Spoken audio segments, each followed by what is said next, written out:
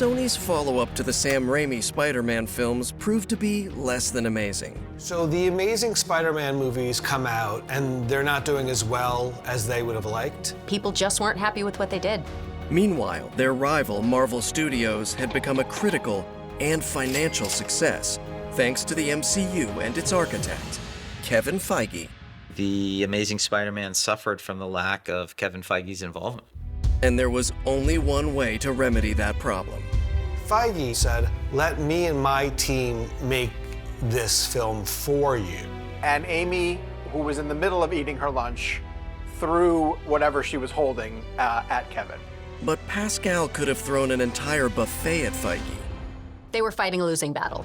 Sony realized the value of the MCU at this point. An unprecedented deal was struck. This stuff doesn't happen. You don't share your assets. You don't let your IP go over to another studio and potentially make money for a rival, for a competitor. Two studios were about to risk everything. There was a huge pressure felt by all. John Watts was a very young, inexperienced director. You want to talk about an outside-the-box choice. As the fight began to save a franchise.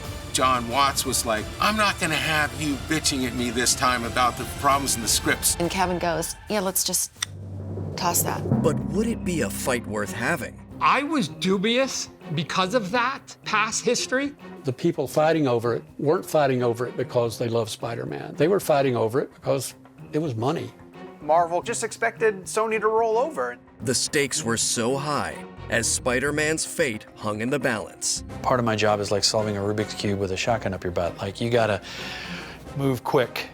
I mean, there's so many points in the process where it can go so horribly wrong. While everyone else was like, another Spider-Man, I'm like, me, I want to work on Spider-Man.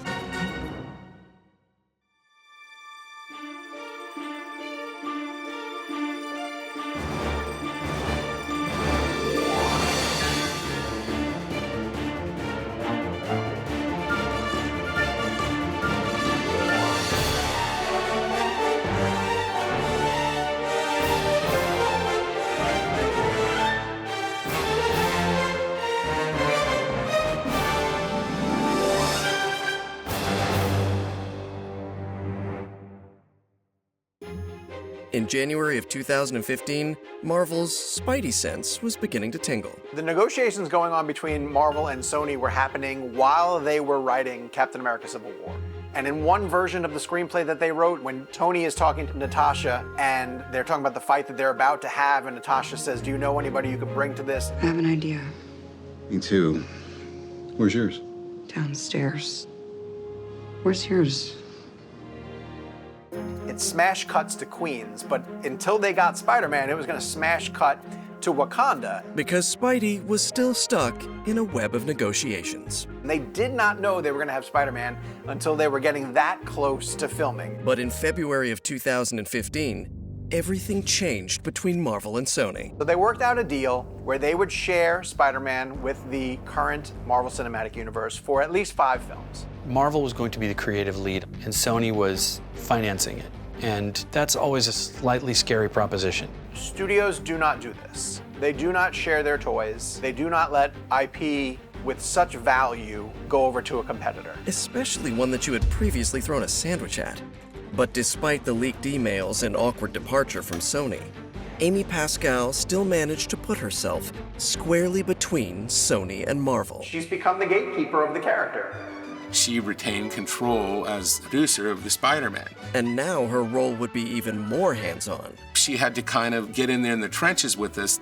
But it's Kevin Feige's show, and all creative decisions go through him. It was the ultimate moment that Kevin Feige had been waiting for. Kevin Feige kicks the door open in a conference room at Marvel, and he curls his fingers into that Spider-Man gesture, and he makes the thwip sound, and everybody cheers because now they can move forward with what they knew was the best possible plan, which was to bring Peter Parker and Spider-Man into that universe, and then it was off to the races. As Marvel also kicked off a Spider-Man solo film, appropriately entitled Homecoming. It's Homecoming because it's taking place around the time of Homecoming in high school, but it's also Spider-Man coming home to Marvel. It has a double meaning there. What Marvel did would seem like a gamble at any other studio. But defying convention was what made Marvel and Kevin Feige so successful. Marvel has the foresight to say, we think within our system we can get young, inexperienced directors and what they have to bring, and then bring them up on all the other things. The other things being the rich character histories, the intricate costumes and weaponry, the complex VFX, multitude of merchandising deals, the plethora of Easter eggs, and the rabid fan base that judges it all. I mean, it's a roller coaster ride, there's no question. But there were plenty of questions about John Watts, the new director, who was perfectly suited for the Marvel way. John Watts was a very young, inexperienced director. This was a guy who had done the horror movie Clown. Which, yes, was horrifying. And then the Sundance thriller Cop Car. He made it on a extremely reduced budget, but it looked like a big budget film. He made the most of his dollars, and not that they were going to skimp on the budget, but they just viewed him as someone who was very resourceful and could get the most out of that type of material. And to help John Watts, this young, inexperienced director, get the most out of that kind of material would be these two. I had been the first Marvel editor. When Marvel became a studio, I cut the movie Iron Man. Part of why they brought John in, and he as John's longtime editor, was this sensibility of comedy with stakes that now people think of as the Marvel sensibility, but it was kind of our thing coming in. So after that, I did Iron Man 2, Thor the Dark World, Ant-Man and the Wasp. So logically, Dan was floated to edit Spider-Man Homecoming. The great Kevin Feige said, that might be good. And as for Debbie? Basically, no one wanted me to work on Spider-Man. That's how it is. It was sort of pre the Harvey Weinstein revelations, and so there was this huge misconception that women couldn't edit action. But Debbie wasn't going to take no for an answer. I mean, this is what I've been dreaming of doing, my entire life since I was a kid in South Africa, like filming my pet dog, and making movies about that. Debbie had been contacting me for years, even before she hit LA. I got a sense of who she was, what she was, and how hungry she was. So when they said, who do you want to do this with? I said, Debbie. My name was on the list, but Marvel said, if you want to work on Spider-Man, go convince Sony. And so I managed to get the head of Sony Post's email address, and I just lied to him. And I just said, look, I'm just going to happen to be on the Sony lot later today. Can I pop in? Except Debbie still had two little problems. I don't know what I'm going to say, and I also don't know how I'm going to get on the Sony lot because I was lying when I said I would be there. So Debbie concocted a plan to infiltrate Sony. I drove up to the gate, and I said to the guard, I'm here for a meeting, and he looked at my name, and he's like, your name's not on the list. And I'm like, oh, that is so weird. And I kind of looked him in the eye, I'm like, yeah, but you know me, right? And the guard took a minute and said, oh yeah, I do know you, come on in. I went to have a meeting with the head of Sony Post. Before I even sat down, he's like, look, happy to chat to you about it, but just so you know, you're not going to work on Spider-Man. We're going to get, two really big editors. While she could have walked away, instead, Debbie dug in. And I spent 40 minutes basically telling him every reason under the sun about why I should work on Spider-Man. I think at some point I just wore him down. I Googled everything I could on Spider-Man, and every piece of data I found online, I tried to find a counter-argument to how this piece of data means I should be on Spider-Man.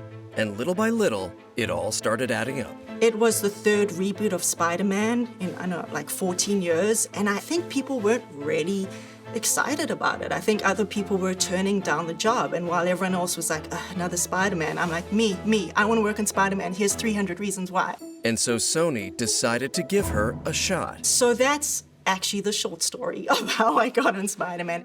But Debbie would be far from the only new face on this new Spider-Man, because Spidey himself would be new, and young as well.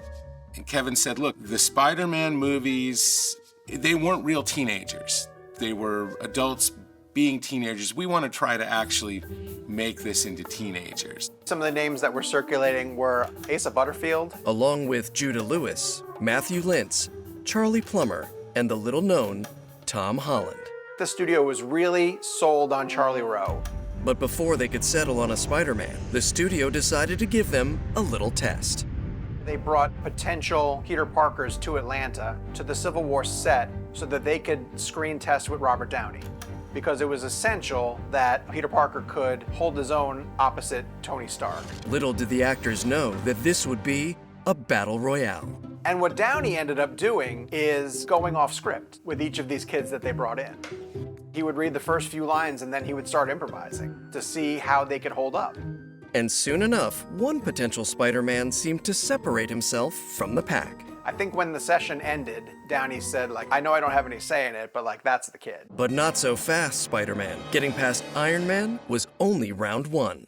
There was also this element of Tom Holland and Charlie Rowe having to perform a physical audition, and this included a fight sequence with none other than Chris Evans. Luckily, physicality wasn't an issue for Holland, who spent 2 years performing in the live adaptation of Billy Elliot. Tom's audition for Spidey, he did a side flip. He's so athletic, so skilled. I think everyone saw a young actor who was gonna be great. And while Tom Holland was the clear-cut winner, he would still need to prove himself on screen. But there was definitely a concern that nobody quite knew how Spider-Man was going to fit into the MCU, and would these individual Spider-Man movies work just by removing them from Sony's control and letting Kevin Feige and his team make all the creative decisions. Whatever reservations Sony had about working with Marvel were put to the test in May of 2016, when Marvel finally introduced Spider-Man to the MCU. I went to see Civil War at like 9 o'clock, in the morning the day it came out, and I'm like, okay, this is the day I find out, if these months and months of fighting was worth it. Under ruse!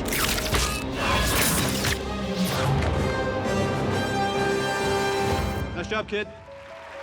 Fans lost their minds. People screaming in the theater, like, He was Spider-Man, and I was so excited after that. I'm like, I wonder if all those people who turned down Spider-Man so I could get the job, saw this scene and was like, oh, we got a little gem here, So cool, and frankly shocking that it actually worked. I don't know if there were any punches thrown behind the scenes. No, just sandwiches.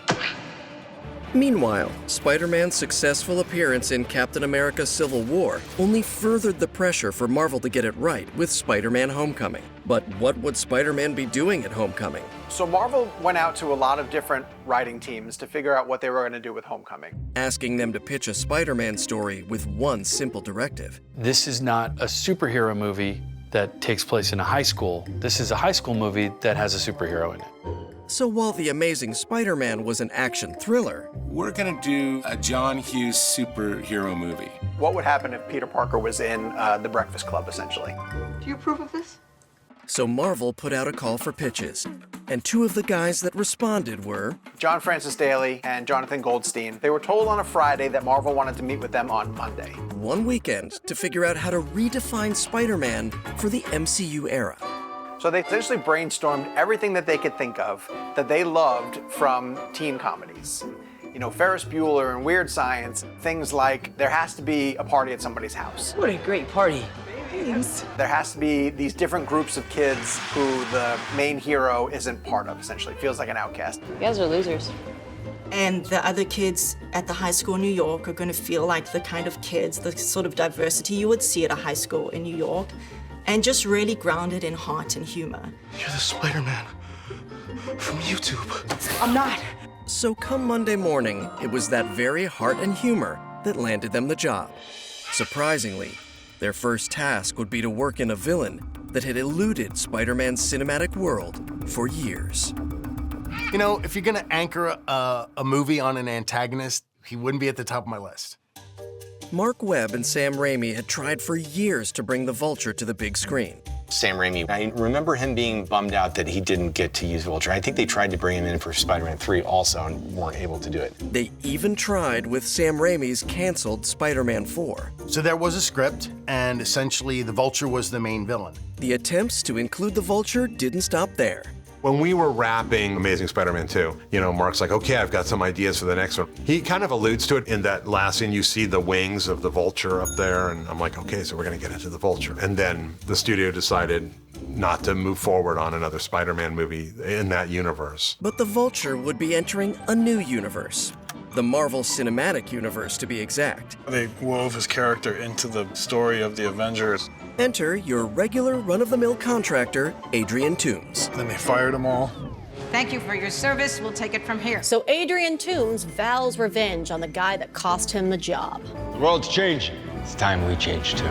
And by leaning more into the youth of Spider-Man, suddenly the old Vulture seemed like the right foe for the young and sprightly Spidey. So the Vulture of all the characters would be the guy that would sit and almost disrespect a guy like Spider-Man, because it's like, kid, you don't even know how this is gonna go down, right? Whatever you're thinking, I'm 2 moves ahead.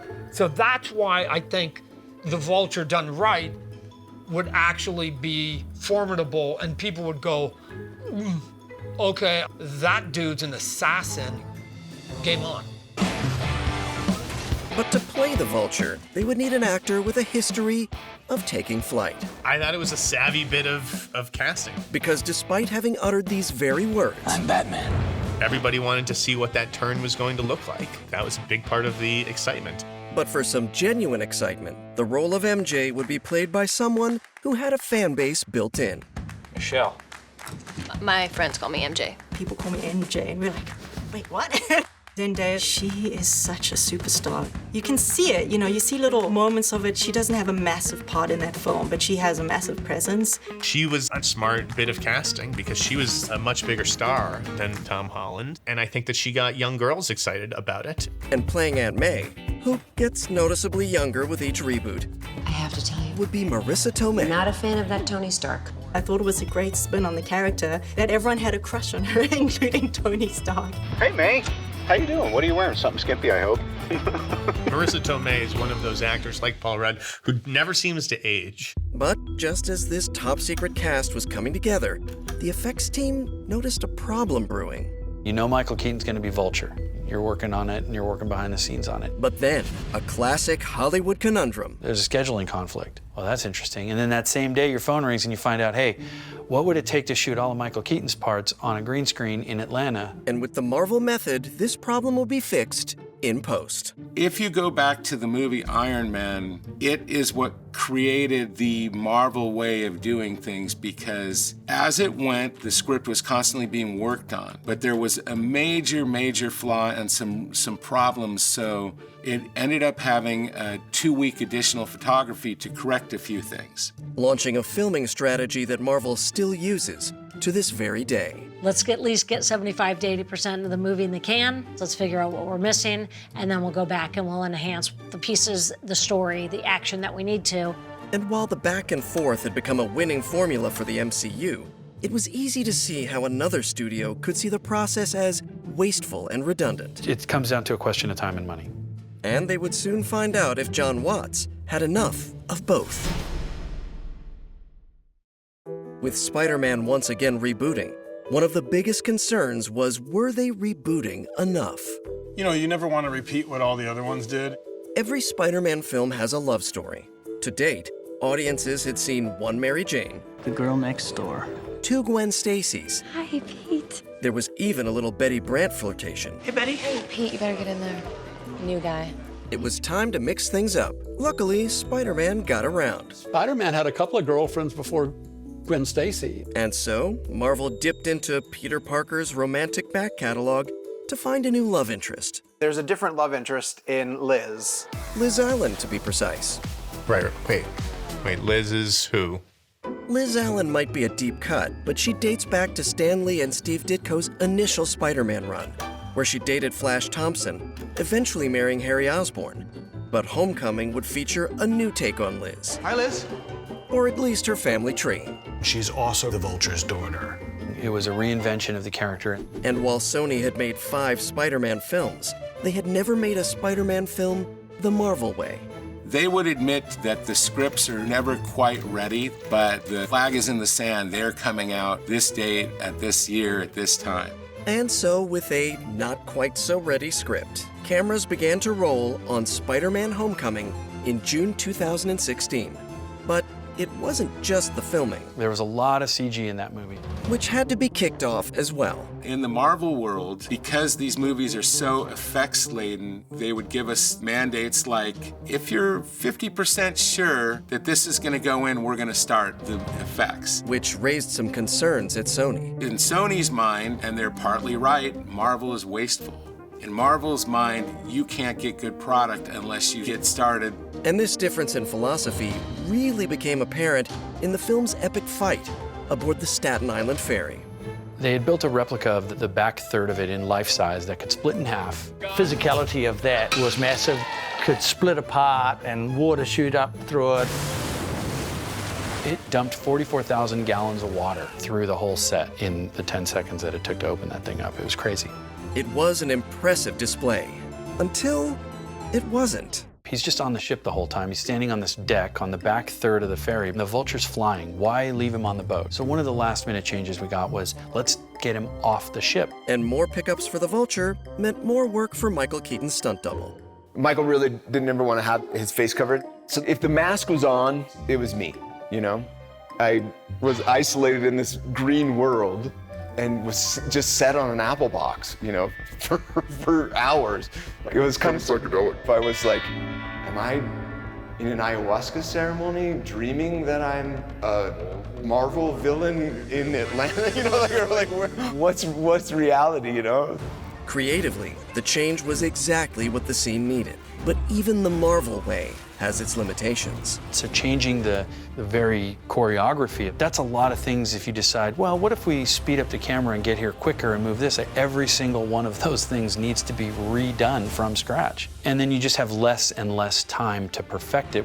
And suddenly, neither studio was happy with what they were seeing. You're sending something over, they're looking at it, calling you back, hey, there's a little problem here and there. Little problems, such as... Where are all the people on the boats? So much of that was added after.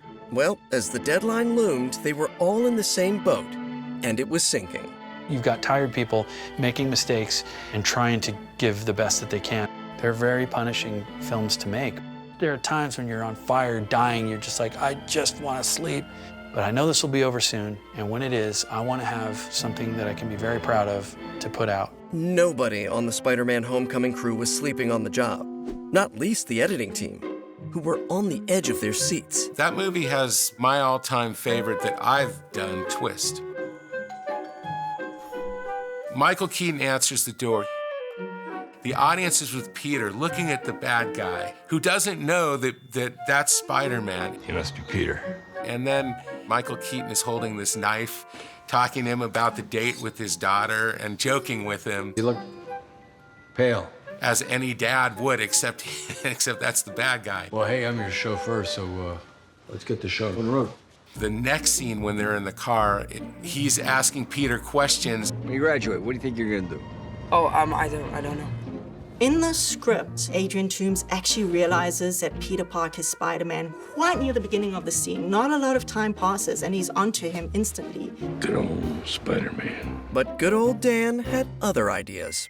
Dan felt the key was really to just build tension and build tension and build tension. Tension. I've seen you around, right? Dan decided to choose the moment. Like, I want him to realize it here, and stayed over a close-up of his eyes, you know, going back and forth. And then there was a rear view mirror shot that he was saving for like the moment, you know, where there is no doubt. And to set up that twist was very delicate. In fact, scenes were taken out to make sure that twist was like a truck sideswiping a car. We wanted the audience to not see that coming. Now, speaking of ominous brewing tension, when Kevin Feige was in the room, Debbie was feeling plenty of tension. So when we're in these sessions, and it's all these really important people from Sony and Marvel, and all of them have incredible careers that for decades, and there's me, you know, with no real credits, new to the world. But Debbie had been working with the footage and had an idea for the Vulture story arc. Originally, his turn was so strong so quickly. Like, you meet him, he has his henchmen or his colleagues that he's worked with for many years, and then one of them, you know, messes up a little and he incinerates him. It felt like, wow, he became pretty evil pretty quickly. And I started giving forth my idea, and then someone really high up just started talking over me, and I'm like, oh, well, yeah, I mean, figures. And then Kevin went like this to that person and then pointed at me. And that's all he did. And the whole room turned and looked at me, and I'm like, wow, I better say something good. Rookie editor Debbie Berman had an idea, and Marvel head Kevin Feige wanted to hear it. And the whole room turned and looked at me, and I'm like, wow, I better say something good. Her fear was the Vulture's turn to violence was too quick, but Debbie had a fix. I thought, well, one way to resolve that is, what if when he picks up the gun that incinerates his friend, what if he thought it was the anti-gravity gun? The one from earlier in the movie. So he wasn't trying to kill him, he was just trying to give him a little scare. And as for Kevin Feige and the story committee? Everyone liked that pitch. And so a pickup was ordered. I thought this was the anti-gravity gun. What? No, that's that one. And just that small little moment changed the character. And Feige's small act forever changed Debbie. He let everyone know without saying a word that I had a voice. A voice Debbie would continue to use. The romance between Peter and Liz wasn't really playing that well. When you watch the film, you're like, oh, we're missing something. Liz, look, I'm so sorry. You say that a lot. What are you sorry for this time? And I just kind of suggested reshooting her side of the party scene, and they ended up reshooting a lot of Liz's side just to see that she was kind of into Peter as well. You know, adding lines like, Peter, you're the smartest guy I've ever met. Like a little line like that goes so far. After we reshot it and kind of felt her interest back at him, it just changed the whole dynamic. Debbie had proved herself as a valuable collaborator. Now all she had to do was prove herself as an editor. The Washington Monument scenes, that was kind of my first massive action scene for Spider-Man. And when I strangled it out, like did a basic assemble edit of it, it was almost half an hour long. It was just hours of people on the elevator, you know, doing brilliant improv. Hey, Mr. Anderson, can I be the one to tell Peter he's expelled? But Debbie could tell something was missing. Dan, you know, he really mentored me through that one. That was my first big action scene. He just said, keep upping the tension. And I felt, okay, the best way to keep upping the tension is to intercut it. But that would mean rewinding a bit and adding a reshoot.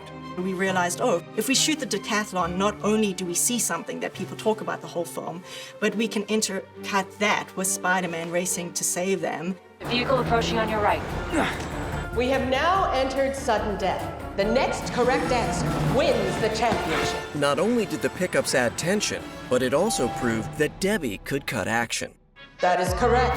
That scene, that was kind of my like, oh, she can cut an action scene. And then you watch it in a test screening and people cheer. As a filmmaker, your heart, it just bursts. It just bursts.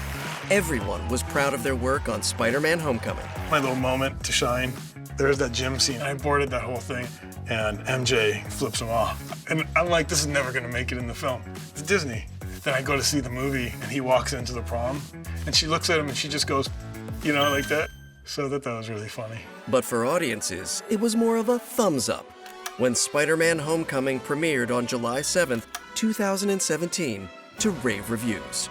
Oh my gosh, the premiere. That was an incredible night.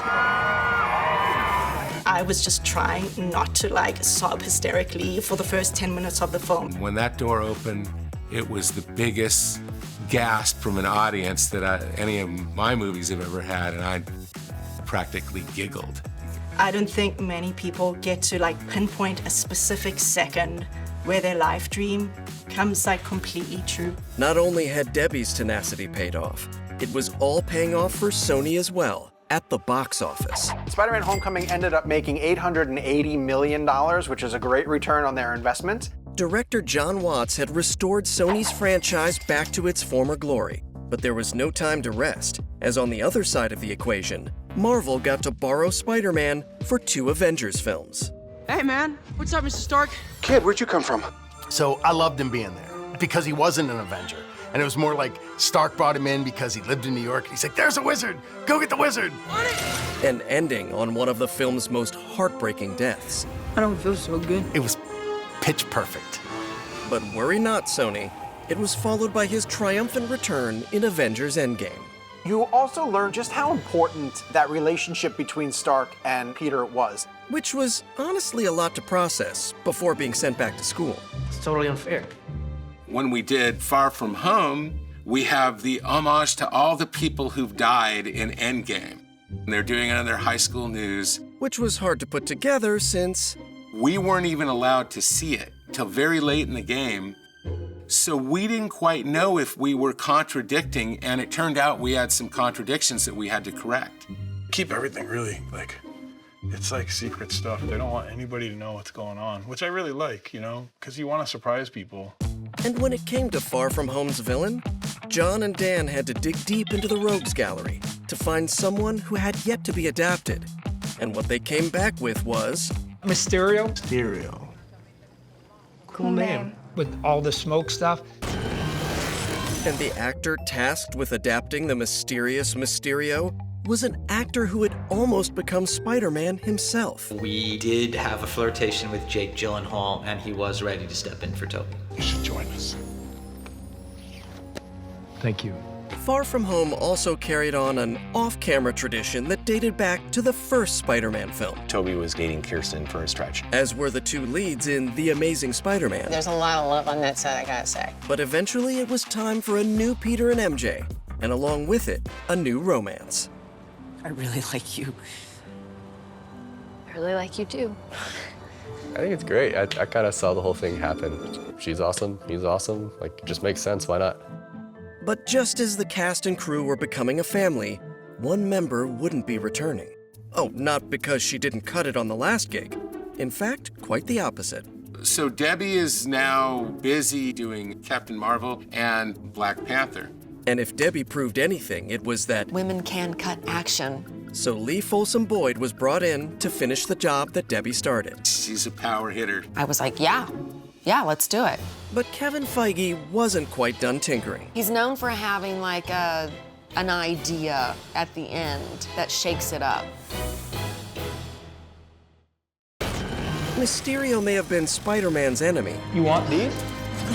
Just give me the glasses. Come and get them. But he was no friend to post-production, as the effects heavy put a strain on the film's delivery. But that wouldn't stop Kevin Feige from tinkering.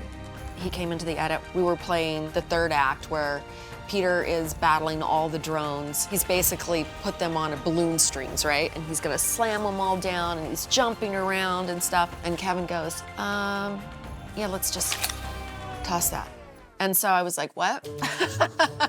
And he goes, yeah, I don't know that that's helping us. And it was like an evolved sequence. So it was a really, we were far into the process with all of that, but he was spot on. Kevin Feige's steady hand continued to lead Marvel to success, and Spider-Man Far From Home was released in July of 2019, pulling in over $1 billion worldwide.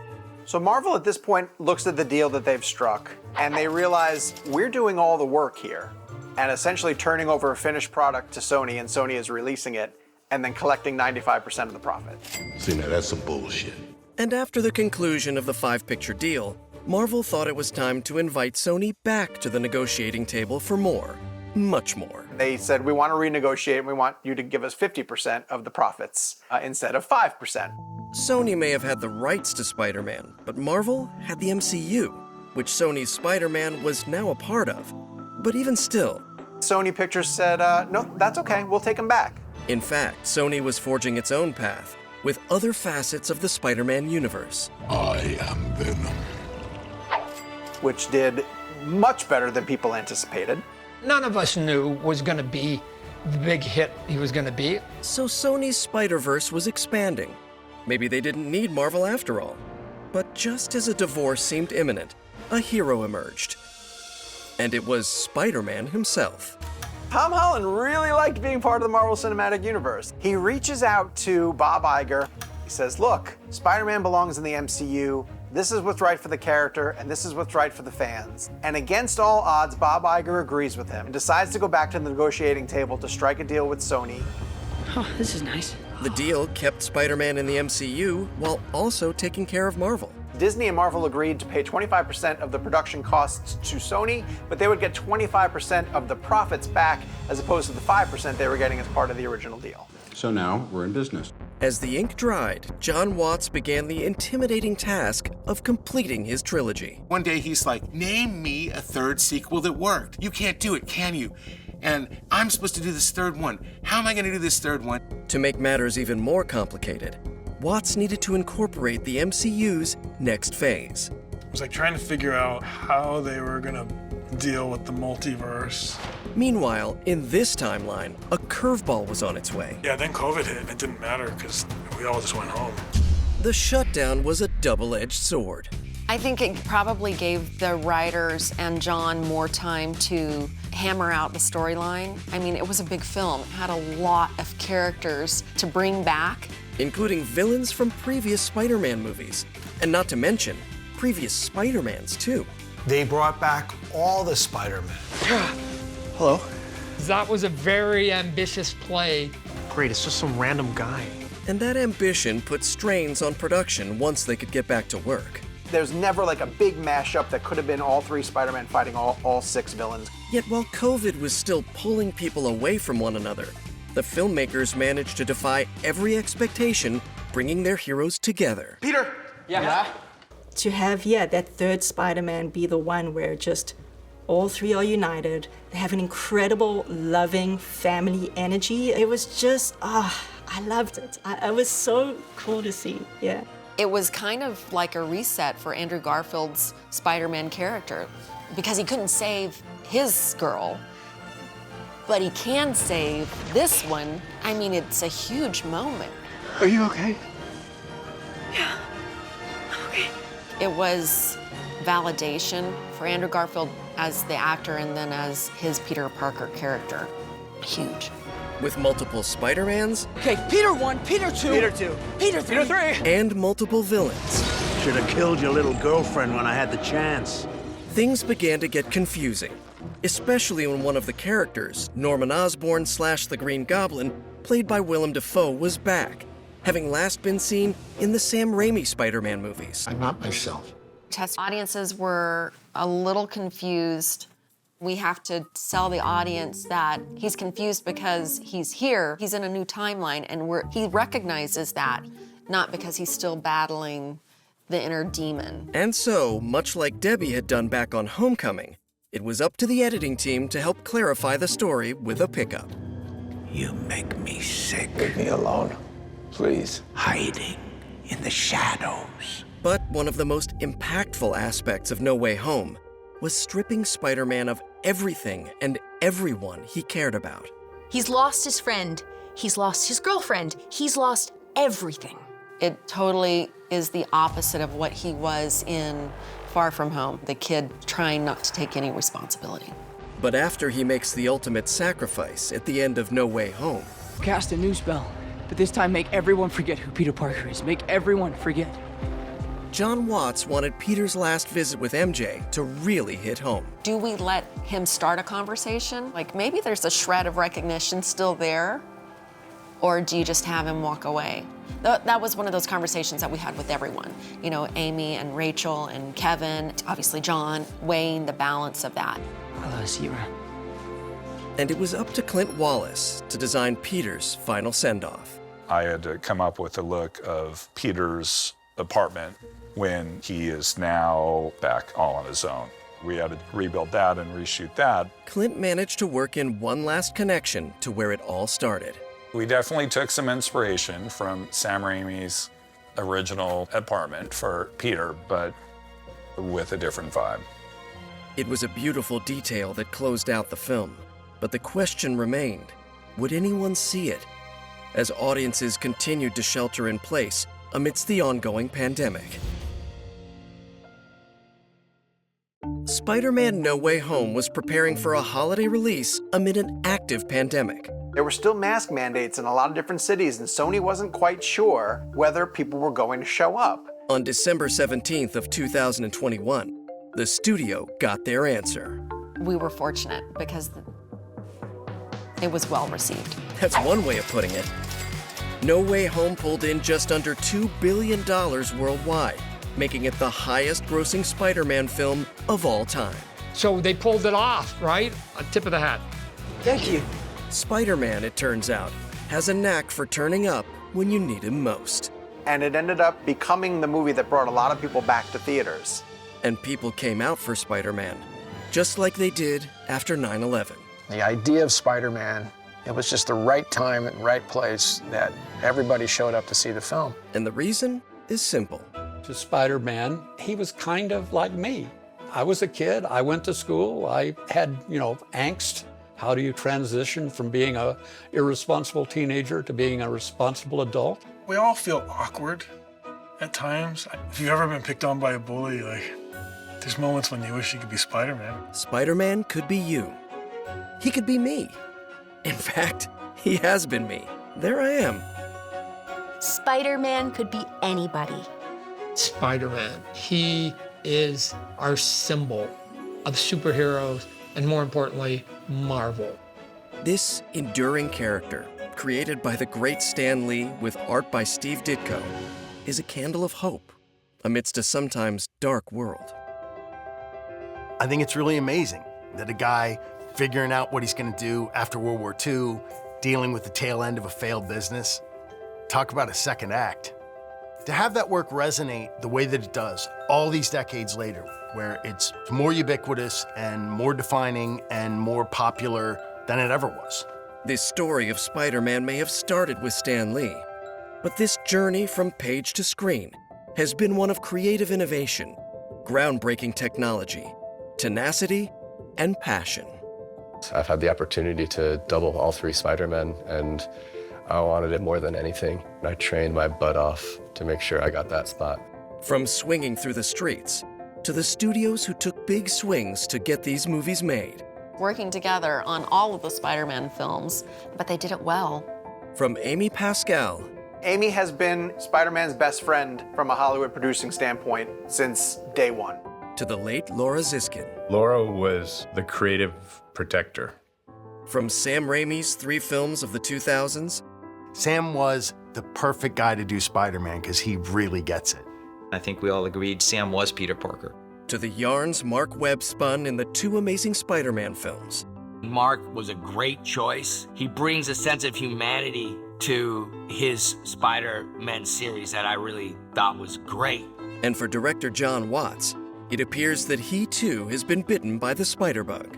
I've read that he has his own spider collection now. He got so into it, he developed a spider collection at home. It's hard to believe that this web-slinging teenager from Queens was ever anything but box office gold. The audience continues after more than 20 years and enjoy it so much. It says an awful lot. I got a card from Kevin Feige saying, "Congratulations, we just reached $1 billion." Because the simple idea of a relatable high school kid battling teenage awkwardness and evil supervillains is a story we're willing to hear again and again in any number of timelines or multiverses. It's a lot of fun to see all these permutations and iterations of the Spider-Man character. There's literally hundreds of versions of Spider-Man and Spider-Women and Spider-Animals. And so, as the Spider-Verse infinitely expands, for us Spidey fans, picking a favorite is easy. They're all great. The Spider-Verse is great. There is room for many Spider-Mans, and they can all be incredible Spider-Mans, and I think there's room to love them all. Well, be it great, incredible, spectacular, awesome, just astonishing, ultimate. Those are excellent. The story of your friendly neighborhood Spider-Man and where it goes from here truly is. It's amazing.